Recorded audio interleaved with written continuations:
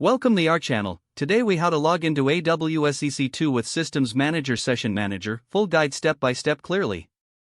Open your web browser. Navigate to the AWS Management Console. Sign in with your AWS account credentials. In the console, locate and select EC2 from the Services menu.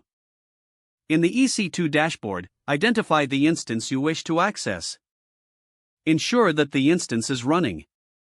Check that the instance has the necessary IAM role attached for Systems Manager access. Next, verify that the Systems Manager agent is installed on your instance.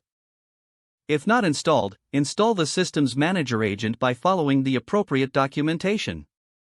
Make sure your instance has outbound internet access or is in a virtual private cloud with the necessary endpoints configured.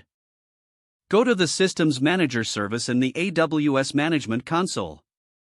Select Session Manager from the left-hand navigation pane. Click on the Start Session button. You will see a list of instances that are configured for Session Manager. Select the instance you wish to connect to. Click the Start Session button again to initiate the connection. A new browser window will open, establishing your session with the EC2 instance. You can now interact with your instance directly through the terminal interface. To end the session, simply close the browser window or click on the Terminate button within the Session Manager interface. You have successfully logged into your AWS EC2 instance using Systems Manager Session. If the page does not load, refresh the browser or try again in a private or incognito window. Make sure you are using the correct email address, then retype it carefully to avoid small typos.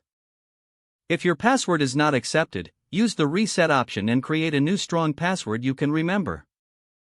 Check your spam folder for verification or security emails, then complete any requested confirmation steps.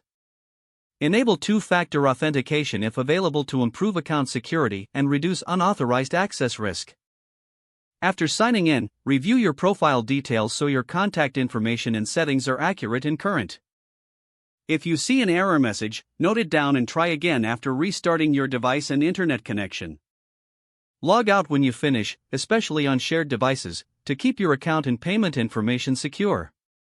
Don't forget to like this video and subscribe to our channel for more step-by-step tech guides.